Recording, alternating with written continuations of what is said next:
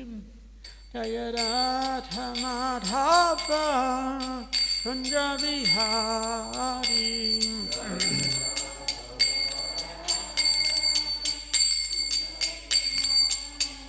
Jaya Radha Madhava Kunja Vihari.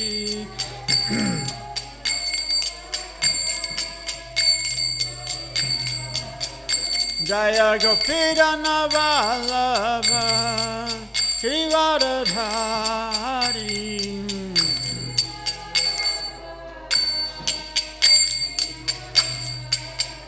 Jaya Gopidana Vallabha Srivadadhari.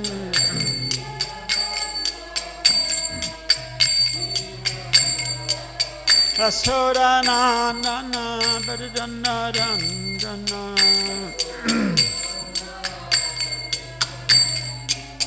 Asoranandana Bhajanna Ranjana.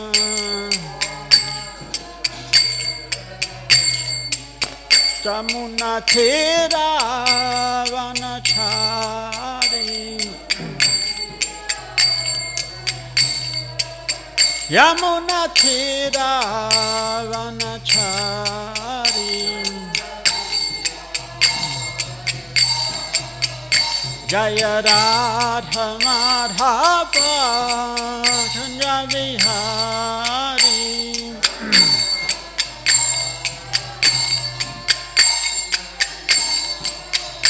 Jaya Radha Madhava Kunja Vihari.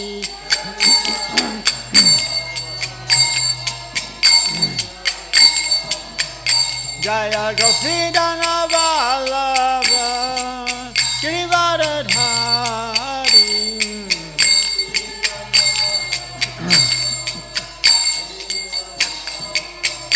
Jaya Gopidana Vallabha Girivardhari.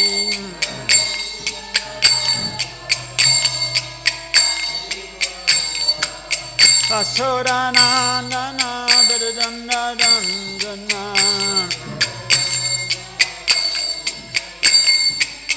Asoranandana Bhajanna Ranjana.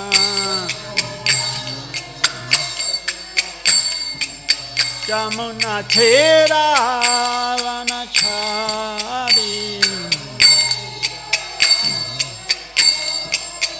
Yamuna Thera Vanachari.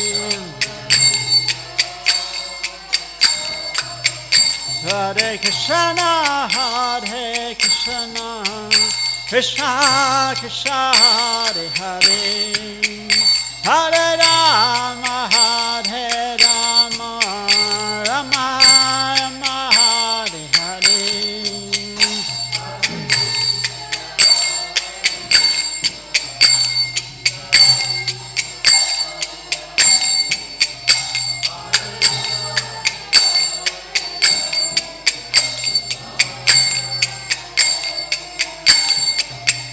Hare Krishna, Hare Krishna, Krishna Krishna, Hare Hare, Hare Rama, Hare Rama, Rama Rama, Hare Hare.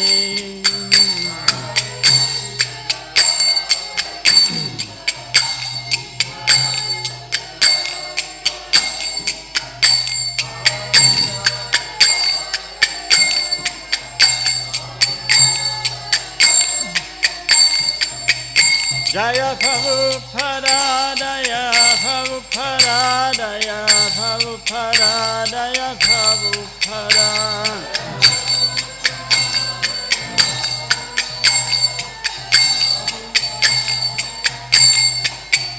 Prabhupada, Prabhupada, Prabhupada, Jaya Jaya Prabhupada.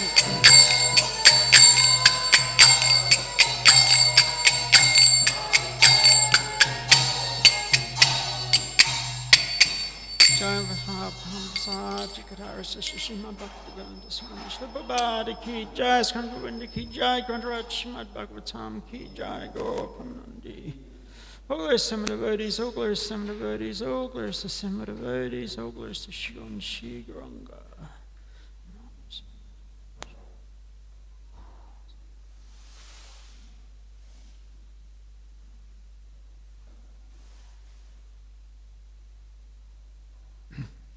So we're reading today Srimad Bhagavatam 3:20-29, and today is also auspicious day of disappearance of Bhaktisiddhanta Sarasvati Thakur, the spiritual master of our Srila Prabhupada. So we'll just speak a little bit on that as well.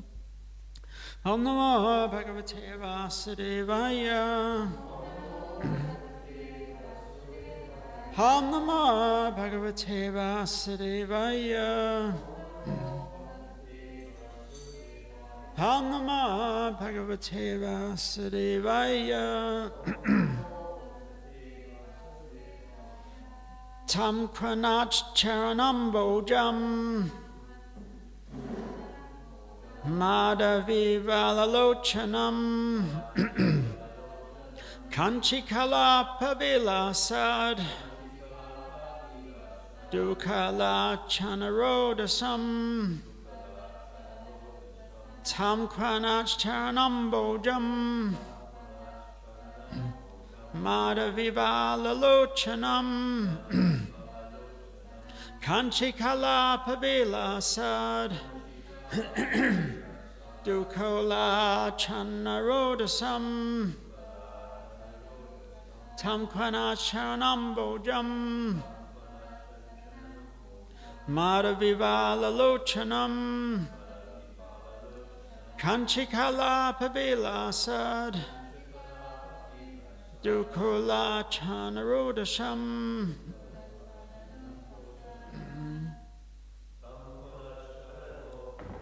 Tam Kanachanam Bodham Madhavivalalochanam Kanchikala Pavilasad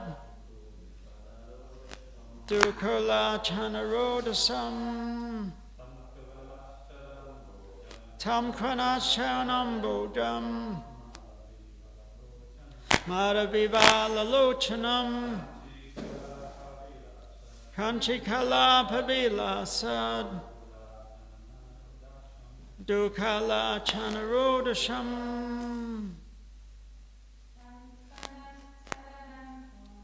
Tam Kranachanam Bodham Madhavivalalochanam Kanchikala Pavilasad Dukala Chanarodasham.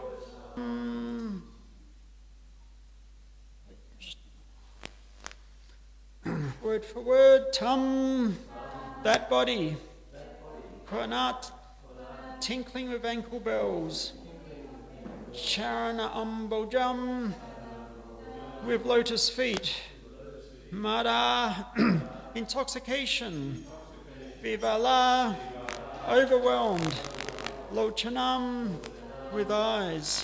Kanchikalapa, with a girdle made of golden ornaments.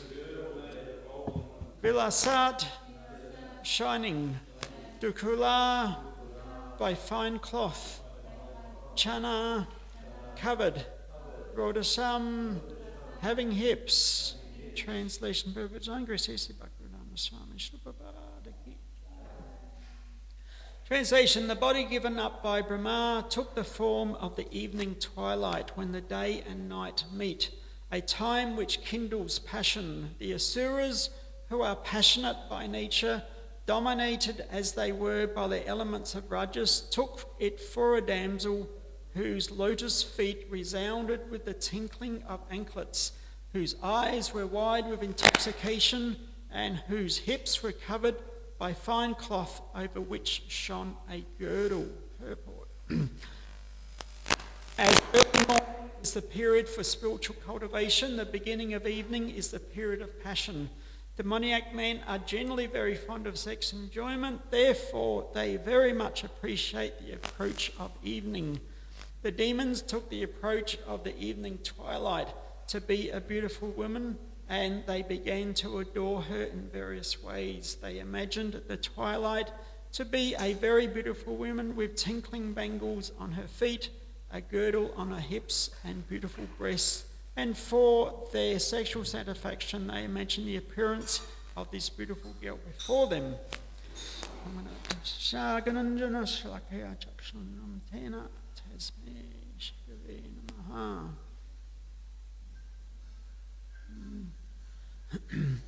So we're hearing Lord Brahma is beginning of his creating so many different aspects of the universe. And here we're hearing that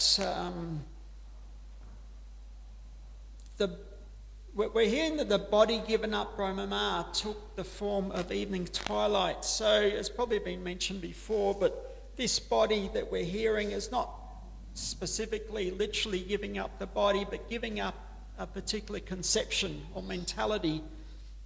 You know, it's a little bit like if we have a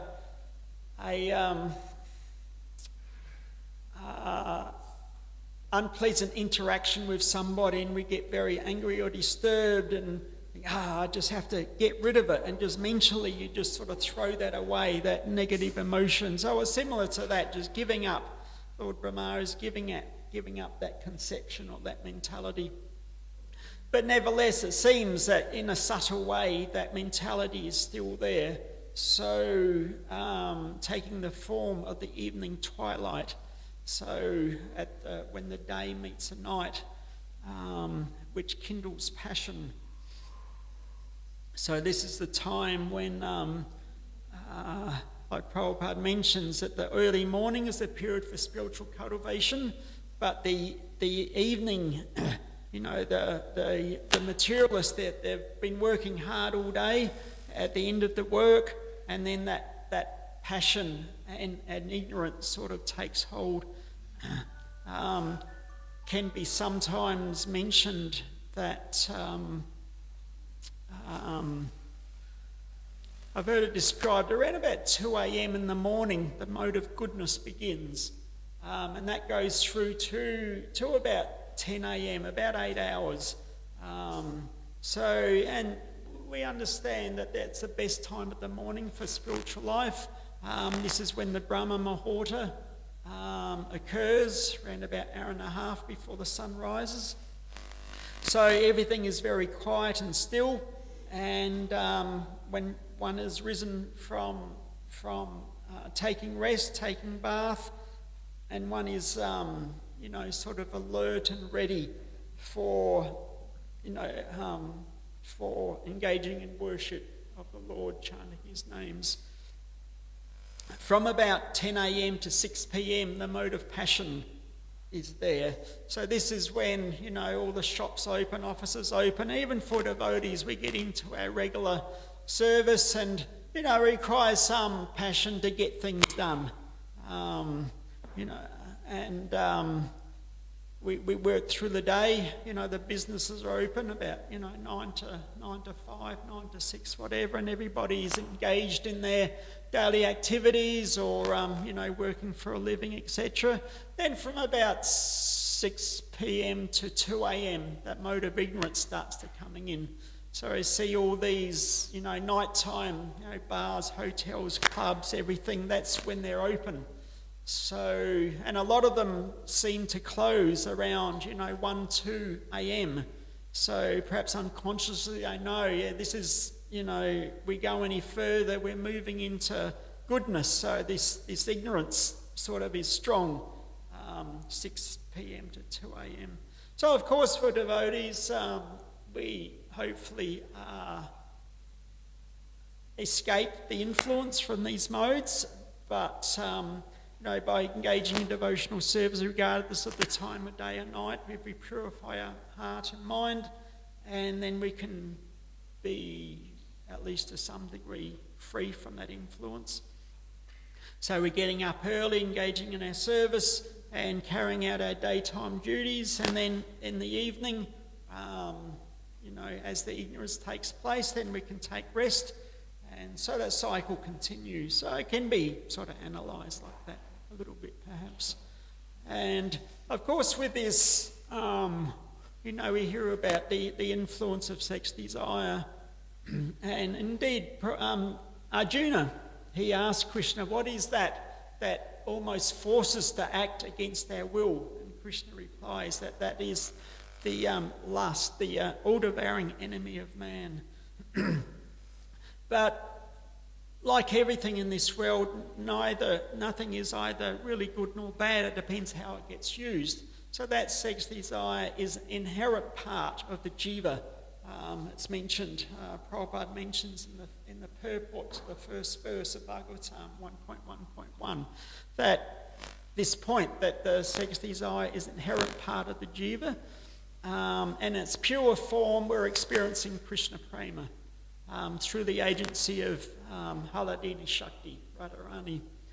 So in that pure form, but of course we hear the material world is a perverted form of the spiritual world, so that sex desire in a perverted form, when that prema comes in contact with passion, mode of passion, material world, it's transformed into lust.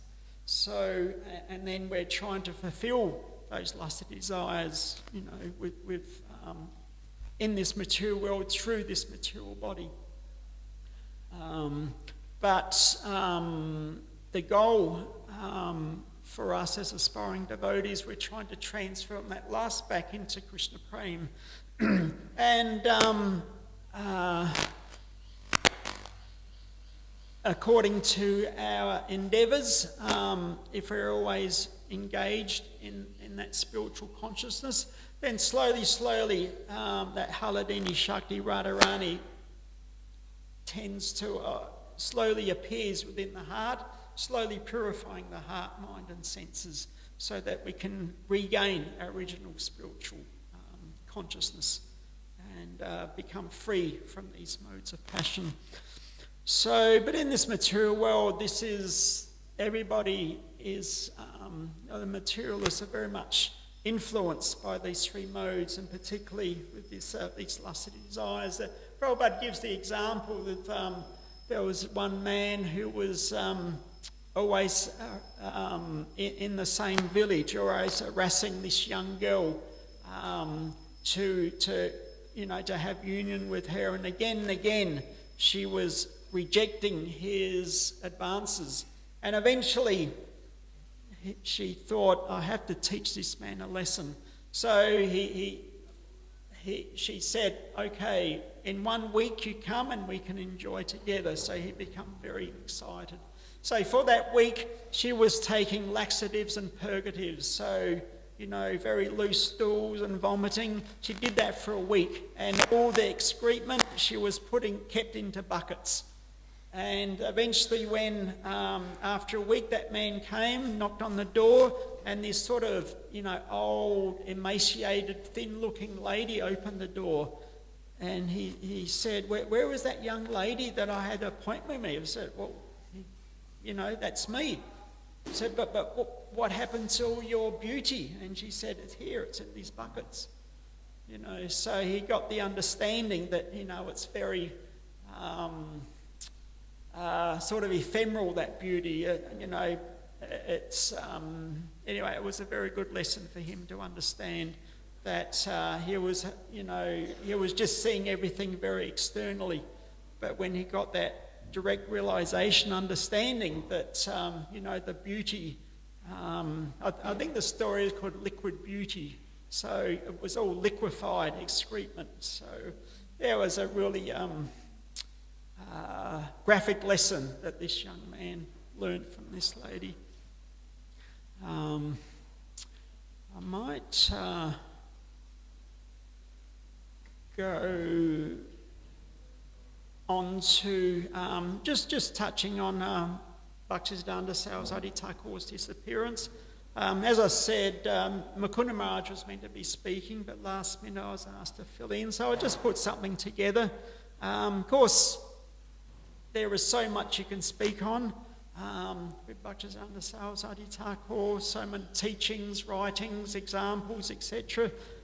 Many books have been written on it, but I've just put together a little bit just to hear about, purified by his teachings and examples. So he was born in Jagannath Puri, 6th of February 1874, and he left his body in Calcutta on the 1st of January 1937.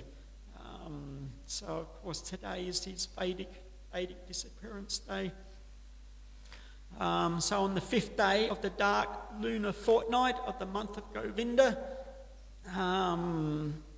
corresponding to February 6, 1874 by Western calendar, 3:30 in the afternoon, Bimala Prasad Datta, later to be known as Srila Bhaktisiddhanta Sarasvati Thakur, made his appearance in Jagannath Puri in Orissa, not far from the temple of Lord Jagannath. He was the fourth son of his father, Srila Bhaktisiddhanta Thakur, and his mother, Bhagavati Devi. And at the time of his birth, all 32 bodily symptoms of a Mahapurush, a great personality, were pointed out by an experienced astrologer. Furthermore, the boy was born with his umbilical cord wrapped around his neck like a Brahman's thread.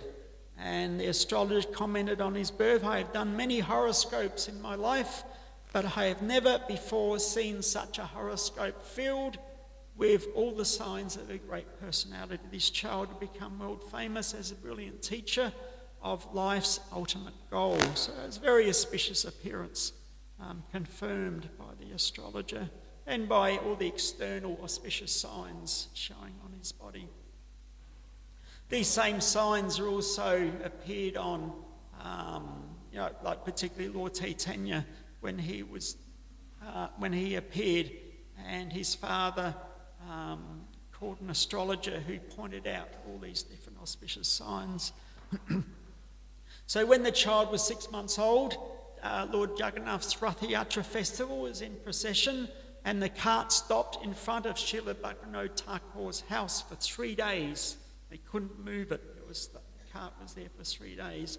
And by the indication of Srila Bhaktisiddhanta Thakur, his wife Bhagavati Devi brought the child before the cart just to take darshan of Lord Jagannath. And at that time, what happened?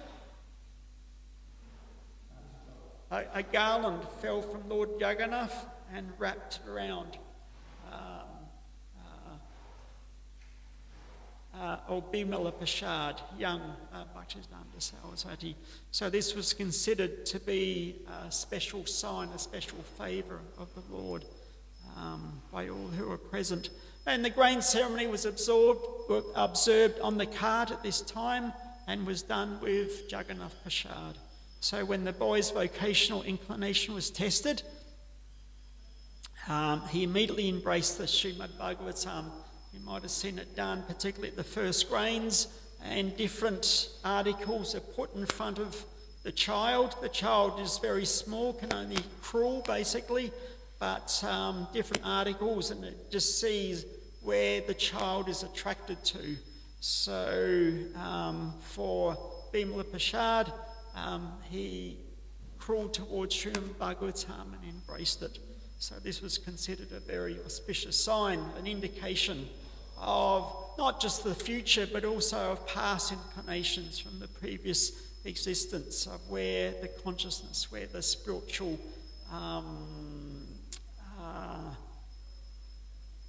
indication may lay. So therefore, from the very beginning of his appearance, Srila Bhaktisiddhanta Sarasvati Thakur exhibit all the signs of an exalted, eternal associate of the Lord, who had descended in answer to Bhaktisiddhanta Thakur's prayer for a ray of Vishnu to help him spread the Krishna consciousness movement. So I understand Srila Bhaktisiddhanta Thakur, he specifically prayed to Vishnu to please send me someone who can help me with my mission to spread Vaishnava teachings and literature. So Bhaktisiddhanta Thakur saw that the appearance of his son was indeed the answer to this prayer. And although the family lineage may be ultimately irrelevant when considering the appearance of eternally liberated associate of the Lord, it is still interesting to see what sort of family is blessed with such a transcendental personality. People get very interested to see what their family tree is. I think Ancestry.com is particularly popular. I know my daughter has worked out a family tree going back to about the 16th century at the moment. But, that's basically, material sort of understanding. And as it's mentioned here, when a eternally liberated soul appears in a particular family, the material aspect is not so relevant. But nevertheless, it can be interesting to see he didn't appear in quite an exalted lineage. So, as history shows us, Lord Brahma himself appeared in the family of Muslims as Srila Haridas Thakur, and there are other instances of exalted persons taking birth in humble families. Still, as a point of interest, we may hear something of the lineage of Srila Bhaktisiddhanta Sarasvati Thakur. So his family line traces back to Lord Brahma from the descendants of Chitragupta, and they are known as the Brahma Kayasthas. Bharat is in the 87th generation from Chitragupta. Bharadwaj is the 88th. After him come Angira, and after him appeared Brihaspati. So these are all members of the Shapta Rishis, the 7 primary rishis that we hear about, the Gotras, the different 7 sages who represent the different Gotras. So after him come Angira, and after him appeared Brihaspati.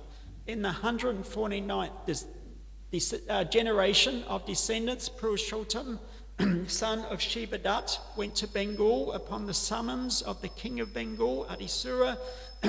Purushottam's younger son took sannyas and became famous as Kanakadandi. In the 7th, 8th generation of Purushottam's family, Vinayaka and his son Narayan Datta both did ministerial work for the king of Bengal. In the 15th generation from Purushottam, Raja Krishnananda, the king of Katuri within Bengal, and the father of Srila Narottam Das Thakur, the great Vaishnavacharya, appeared. Raja Krishnananda was also a great devotee and was personally favoured by Lord Nityananda Prabhu. The 7th generation from this Raja Krishnananda saw the appearance of Madan Mohan Dutt, who was very famous in Bengal and Calcutta for his spiritual qualities. His great-grandson was Ananda Chandra Dutt, and his son was Srila Bhaktisiddhanta Thakur, whose 4th son was Bhima Prasad. The name Bimala or Sri Bimala Devi refers to the Parashakti, or the internal potency of Lord Jagannath. And so his name literally means the mercy of the internal potency of the Lord. So you can see in his lineage so many illustrious personalities had appeared there. So later on in life, Bhaktisiddhanta Sarasvati Thakur, he toured South India in 1904. He was probably late 20s then. And again in 1905, places like Tirupati, Srirangam, Sengachal, Raj, Mandendri, Madras, Perambadur, Konvaram, Kumbakonan and Madurai, plus other places. While on tour, he collected all information about the rites and rules of Vedic Tridandi Vaishnav Sannyas from a Ramanuja Tridandi Swami at Perambadur.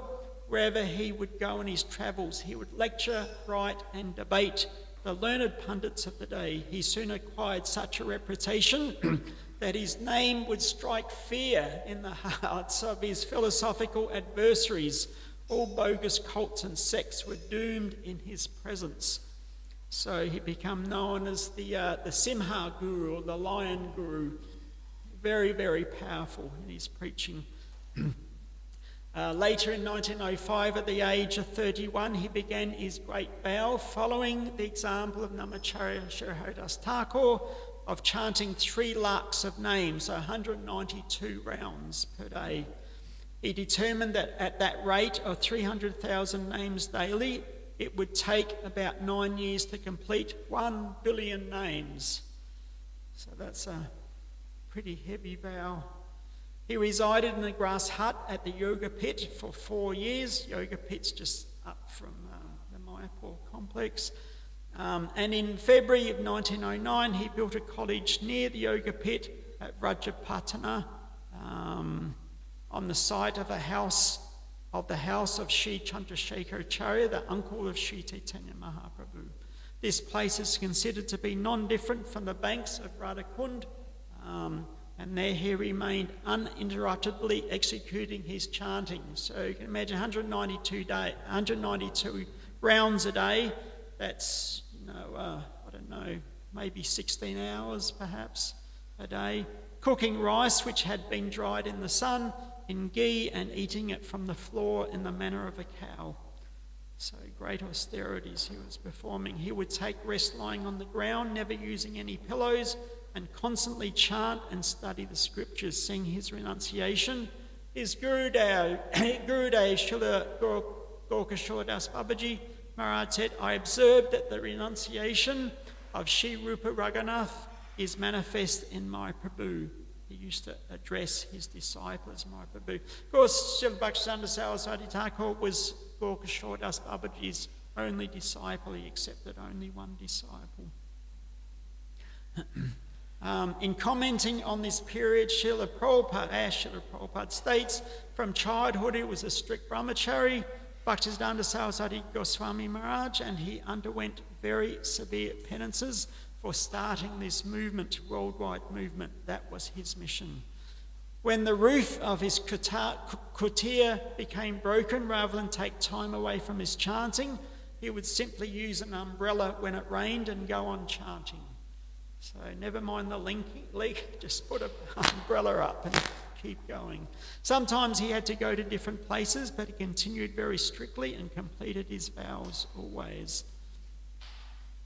I seem to remember at one point that he offered, there was some festival, and he offered about 1,000 kilos of rice at that festival. And soon after that, I think he had a dream that a lot of great souls appeared to him in a dream and said, okay, you've done enough austerity, now go out and preach. That was basically the message. So at that point, the Gaudiya mat preaching began.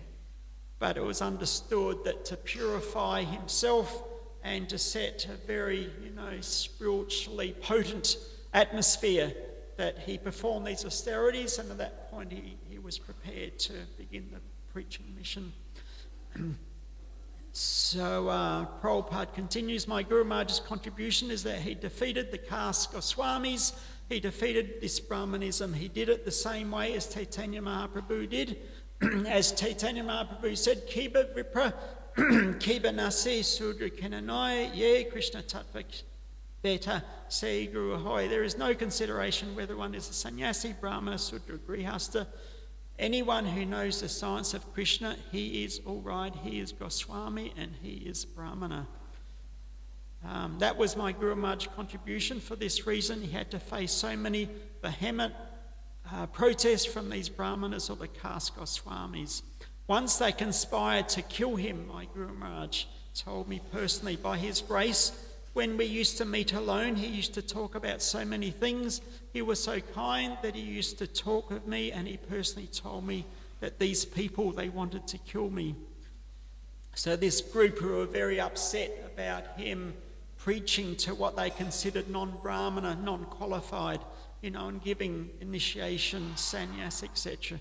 So they collected 25,000 rupees and went to bribe the police officer in charge of the area.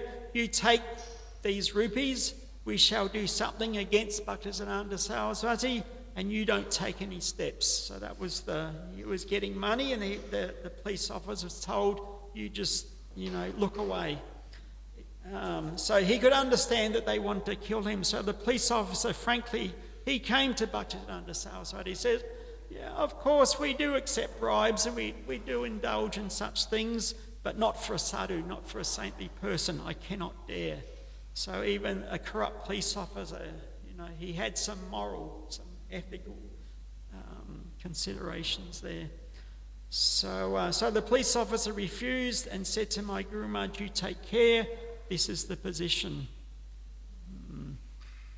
So when my Guru Maharaj was present, even big scholars were afraid to talk with even his beginning students.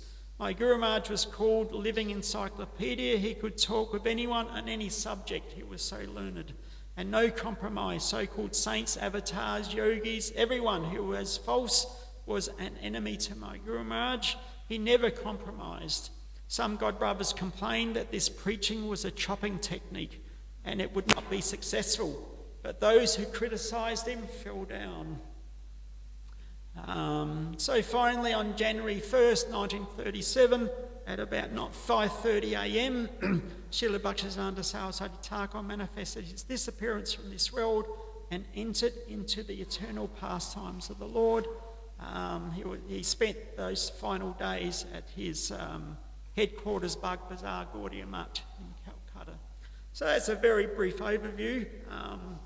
But if you have time today, it'd be always good to just read something more about him. He was an extremely potent instrument used by Krishna to help spread the Vaishnava mission, supporting his father and setting up lots of printing presses. He called the Brihat, what do you call it? Brihat Mridanga. That you're saying you play a mridanga and just one block or two you can hear that drum.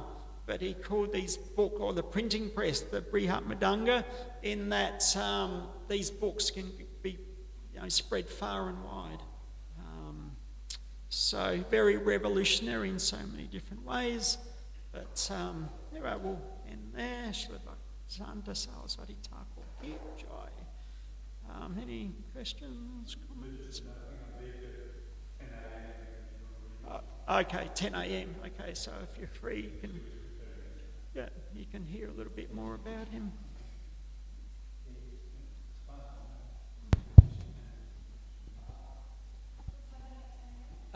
There's a program here, and Beaker's doing more readings about Bhaktisiddhanta Saraswati. I guess there'll be Pushpanjali or Arati or something.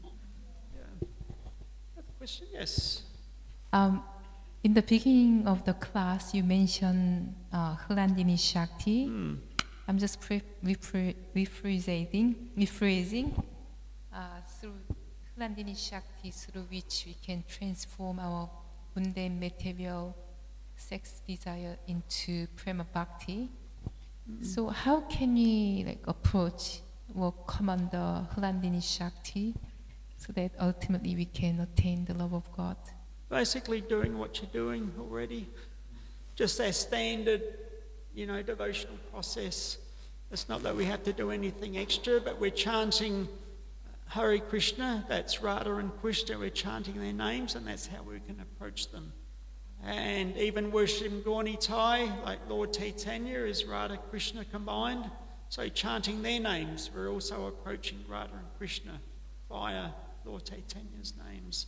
So, and just our standard service, praying to, Radharani, please accept me as your servant. Just our standard devotional program. This is how we please Radha and Krishna. And slowly, as we become purified, that Radharani blesses us. She enters into our heart and transforms that lust back into prema.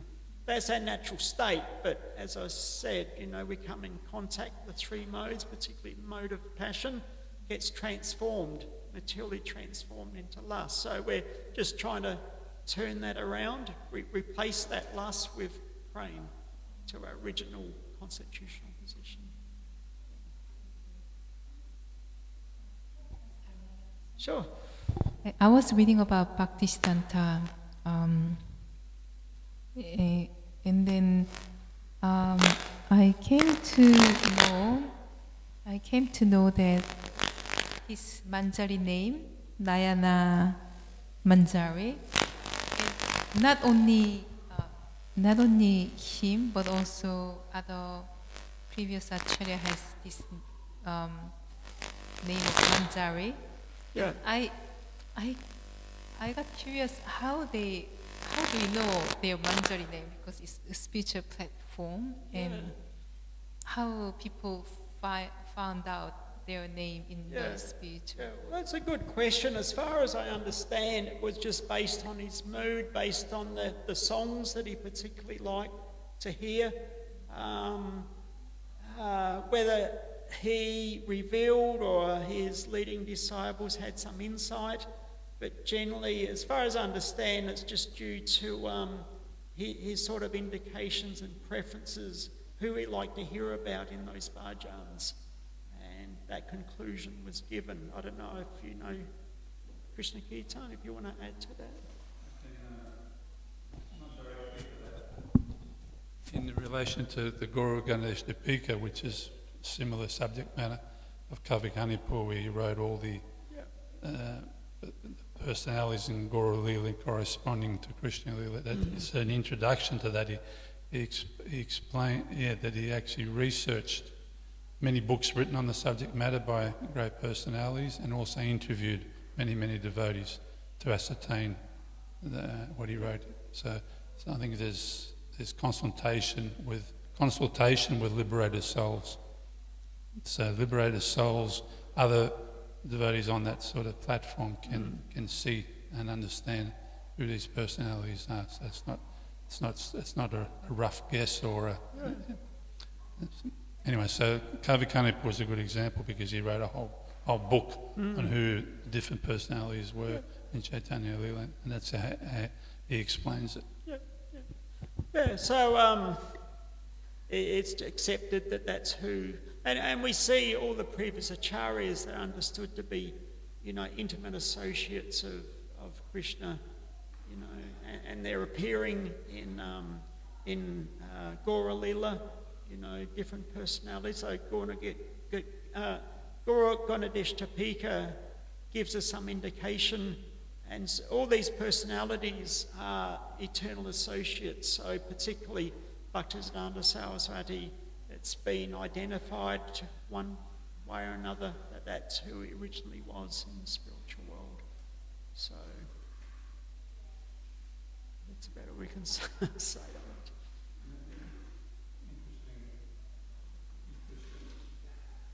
Interestingly enough, if you go back to Srila Rupa Goswami, he is also Manjari, and it seems that many of our prominent acharyas are Manjaris. So our movement is led by a whole bunch of little girls, from the spiritual world. I've got some you might want to read, Prabhu, if you want to fill in some time. I need to get to work, so I need to finish. Sorry. No, it's about Srila Prabhupada's last exchange. Yeah, I mean, you can read for... I'm sorry, I'm going to have to go, otherwise I'll be late. But if you want to keep reading for the devotees. Okay, Hare Krishna. Should I just, with your permission, Manibandha, I'll read this. Srila Prabhupada, this is in 1936, just on the 13th of December. Remember, we just heard that Srila Bhaktisiddhanta left on the 1st of January 1937, about 2 weeks later. This is Srila Prabhupada, I wrote him a letter, November 3rd, note 13th, I think by the beginning of December 1936. I wrote one letter to Guru Maharaj.